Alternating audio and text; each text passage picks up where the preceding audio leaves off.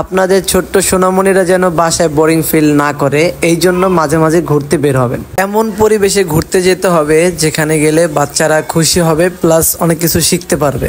এত সুন্দর একটি জায়গা কোথায় গিয়েছিলাম আমরা ঘুরতে, এটা জানতে হইলে অবশ্যই আপনারা দেরি না করে এখনই আমাদের ইউটিউব চ্যানেলটি সাবস্ক্রাইব করে আমাদের পাশে থাকুন। আসসালামু আলাইকুম এভরিওয়ান, আশা করি সবাই অনেক বেশি ভালো আছেন আর আমিও আলহামদুলিল্লাহ অনেক বেশি ভালো আছি। ফাইনালি আমরা আমাদের সেই গন্তব্যে চলে এসেছি এবং সেই সুন্দর জায়গাটাতে যেখানে আসলে বাচ্চারা ঘুরতে পারবে, মন খুলে শিখতে পারবে অনেক কিছু। আমাদের টিকিট কাটা শেষ করে এখন আমরা ভিতরে প্রবেশ করলাম। বড়দের টিকিটের মূল্য হচ্ছে 40 টাকা আর বাচ্চাদের জন্য হচ্ছে 20 টাকা। আর মেট্রো রেল যাচ্ছে এখান থেকে দেখা যাচ্ছে। আমরা আছি এখন ঢাকার প্রাণকেন্দ্র শাহবাগ।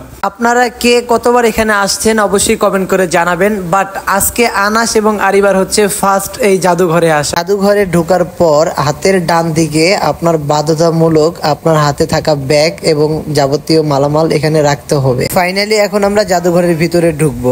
জাদুঘরে কি কি আছে সব কিছু আজকে আমরা দেখবো। আরিবা আজকে অনেক খুশি কারণ সে জাদুঘরে আজকে প্রথম আসছে। বাচ্চারা যখন জাদুঘরে আসবে তখন ওরা অনেক কিছু জিজ্ঞেস করবে কারণ এখানে অনেক কিছুই আছে, যেমন পশু পাখি থেকে শুরু করে রাস্তাঘাট, মাঠ, বাজার। তবে এগুলো সবই আর্টিফিশিয়াল, বাট দেখতে মনে হবে সত্যি এগুলো বাস্তবে দেখতে পাচ্ছি আমরা। আরিবা তো খুশিতে নাচতে ছিল বারবার, আর এত খুশি ছিল যেটা দেখে আমরাও খুশি হয়ে গেছি। এই ছবিটা দেখে মনে হচ্ছে গ্রামে আমার মা চাচিরা ধান উড়াচ্ছে, কেউ চা পাতা ছিঁড়তেছে। আসলে দেখে মনে হচ্ছে সত্যি এটা বাস্তব, আসলে এটা আর্টিফিশিয়াল। দৃশ্যগুলো আমি যখনই দেখছিলাম তখনই মনে হচ্ছিল আমি এখন গ্রামে আছি, আর এই দৃশ্যগুলো পুরোপুরি গ্রামের দৃশ্য। আমি বলেছিলাম বাচ্চারা এখানে আসলে অনেক কিছু শিখতে পারবে, কারণ এই জন্যই এখানে পশু পাখি প্রাণী অনেক কিছু আছে যেটা বাচ্চারা দেখবে আর একটু পরপর জিজ্ঞেস করবে। সত্যি কথা বলতে অসাধারণ অসাধারণ অনেক সুন্দর পরিবেশ। এখানে আসলে বাচ্চারা সত্যি অনেক কিছু দেখে খুশি হবে। আনাস আর আরিবা দুজনে অনেক মজা করে দেখতেছে আর সবকিছুর নাম বলতেছে, এটা কি এটা কি আমরা বলে দিচ্ছিলাম বারবার। আর আমাদের হাঁটতে হাঁটতে অলরেডি পা ব্যথা হয়ে গেছে, জানি না আর কত দূর দেখলে শেষ হবে। আমি আমার একটা অভিজ্ঞতা শেয়ার করি। আমি যখন ছোট ছিলাম তখন যখন আমি জাদুঘরের নাম শুনছিলাম তখন আমার কাছে মনে হয়েছিল যে এখানে বুঝি জাদু দেখায়, আসলে কিন্তু এখানে জাদু দেখায় না। আমার মতো কে কে আপনারা এটাই ভাবছিলেন যে জাদুঘরে বুঝি জাদুই দেখায়, তারা কমেন্ট করে অবশ্যই জানাবেন। যেসব বাচ্চারা ঢাকায় বড় হয়েছে তারা হয়তো গ্রামের অনেক কিছু জানে না, অনেক কিছুই দেখে না, যেটা জাদুঘরে আসলে জাদুঘরে এত সুন্দরভাবে সাজিয়ে রাখছে যেটা দেখলে মনে হয় যে সত্যি এটা বাস্তব দেখতেছি আমি।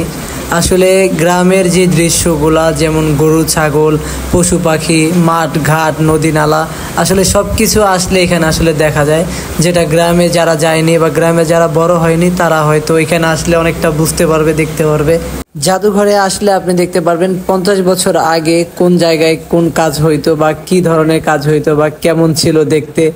আসলে যতই দেখতেছি ততই ভালো লাগতেছে, কারণ আমি এখানে যদিও কয়েকবার আসছি তারপরে যতবারই আসি ততবারই ভালো লাগে। আর ভালো লাগার একটা জায়গা, অবশ্যই এখানে আসলে ভালো লাগবে।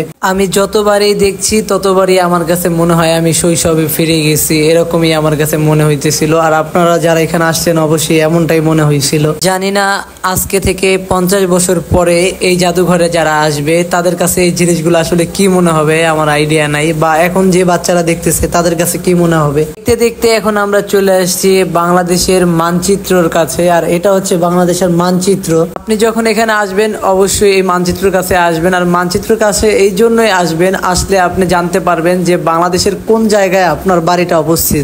যারা এখনো আমার এই চ্যানেলটিতে সাবস্ক্রাইব করেননি, পরবর্তী ভিডিও দেখার জন্য এখনই সাবস্ক্রাইব করে দিন। আরিবা এবং আনাসের পা অনেক ব্যথা করতেছিল হাঁটতে হাঁটতে, এই জন্য আমরা এখন জাদুঘর থেকে বের হয়ে পা ব্যথার কারণে আরিবা এখন আমার কোলে উঠে বসে আছে, ও আর হাঁটতেই চাচ্ছে না। যাই হোক, এখন আমরা যাব ঢাকা ইউনিভার্সিটির টিএসসির মোড়ে। টিএসসির মোড়ে গিয়ে আমরা কি করি চলেন দেখি। অনেকেরই ভিডিও দেখতে দেখতে এখন প্রশ্ন থাকবে আরিবা এবং আনাস এরা আমার কে। আরিবা হচ্ছে আমার ভাগিনী এবং আনাস হচ্ছে আমার ভাগিনা, আর আরিবা হচ্ছে বড়, আনাস হচ্ছে ছোট। যাই হোক, এখন আমরা রিক্সা নিয়ে টিএসসির দিকে যাচ্ছি, আর জাদুঘর থেকে টিএসসির ভাড়া মাত্র 20 টাকা। ফাইনালি এখন আমরা টিএসসিতে চলে আসছি।